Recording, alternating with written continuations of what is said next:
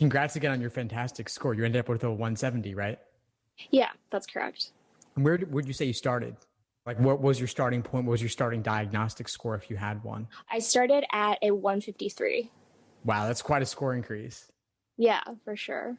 Definitely. Well, thanks so much for doing this brief call with me. I just kind of wanted to do a debrief with you after your LSAT journey, just to do a little recap and get a sense of what you think might have led to your score increase, what advice you might have for future test takers, anything along those lines you might be willing to share. Yeah, definitely. Yeah, feel free to ask me any questions. Yeah, sure. Well, what would you say is the biggest thing that had the biggest impact on you in achieving that score increase in the end? Yeah, so let me start from the beginning. So I would say I started heavily investing in this LSAT process in March this year. I took my diagnostic in October last year, but wasn't really committed to the process, I would say. I kind of looked through a few kind of test prep books, but it was all self-studying. And then I would say March was when I really started committing to the process. And that's when I found your test prep company.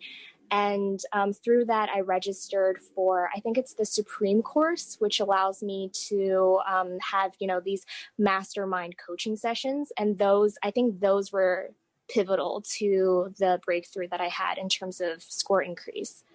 So I looked through your kind of foundational material, and then, your mastermind classes, being able to ask my questions freely in class and having the contribution of not only you, but also experienced students, but also students who were also in my stage of prep, and just giving me advice, giving me kind of little pearls of wisdom that they got along the way.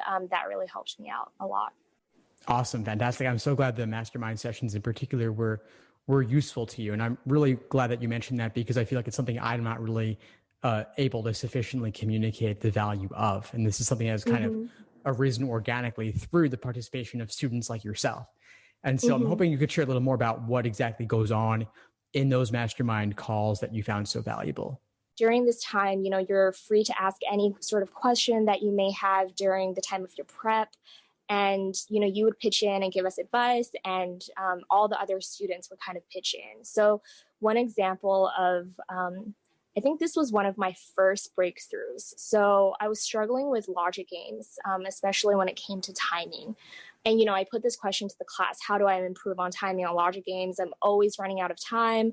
And one of the students, just said, instead of doing the questions by order, do all the local questions first, and then go back to the global, because then you kind of get more information as you go through.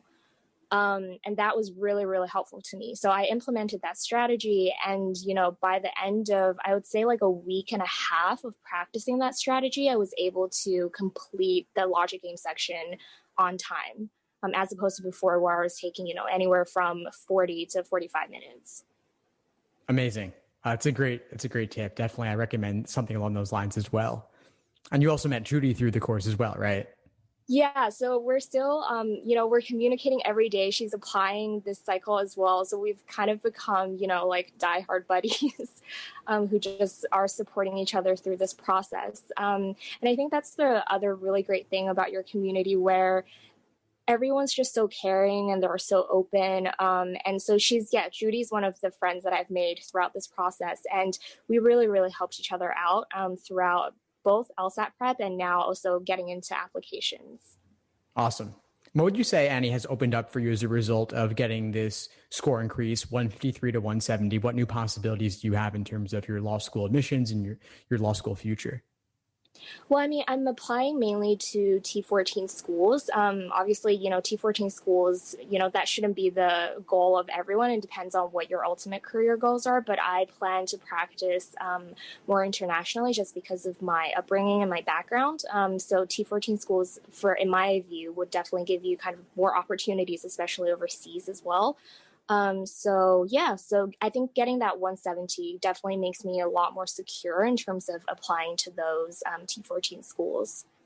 Awesome. Fantastic. Well, I'm really excited for your possibilities there. Thank you. Of course. Any other advice you'd have for students studying for the LSAT now? I would say one of the tips that's, front of mind for me is definitely avoid burnout.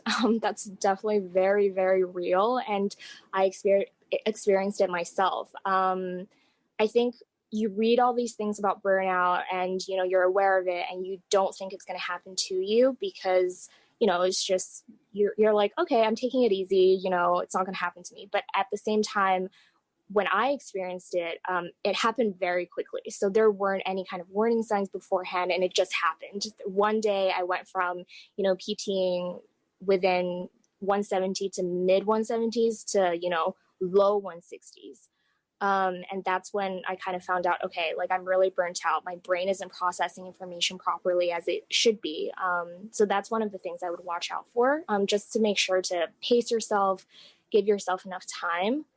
Another advice I would have is just really to trust the process. I think different score ranges, there's different things that you have to focus on. And I think it's easy to plateau in this process. And it's easy to kind of lose trust in yourself and to not believe that, you're capable of achieving the score that you want. But at the same time, I think get advice from people, get advice from people who, are in the same process in different stages of this process, and that'll really push you through.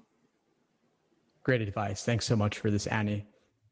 And so I'll definitely, please keep in touch and let me know if there's any way I can support you at all moving forward with your applications. And of course, let me know how it turns out. Yeah, no problem.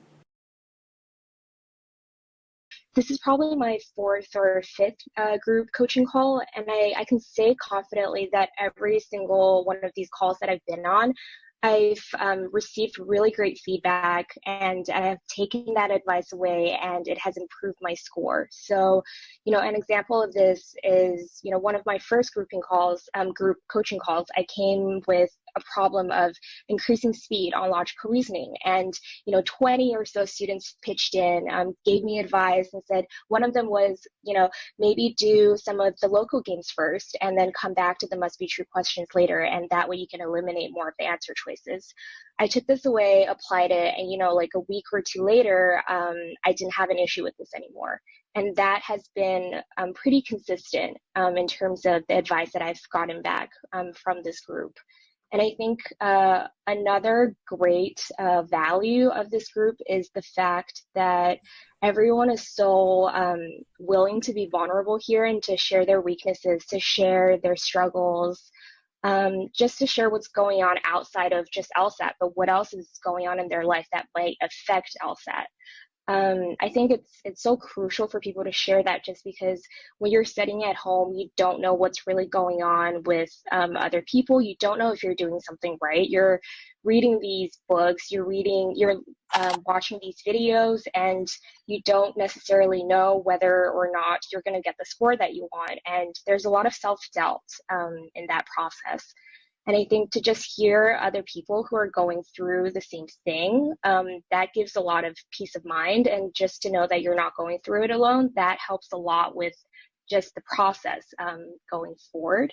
And I think I've heard a lot of stories here with the group coaching class. There are people who have young children, and there are people who, have been out of school for 20 years and have put their entire lives on hold just to do this, and have devoted, months and limited resources to this process. So that puts everything into perspective for me. I kind of think if all of you can do such amazing things and to, get over these sort of obstacles, then, why can't I just go on another day and study a little bit more if I didn't get the score that I wanted, or, I got another mistake on my logical reasoning section.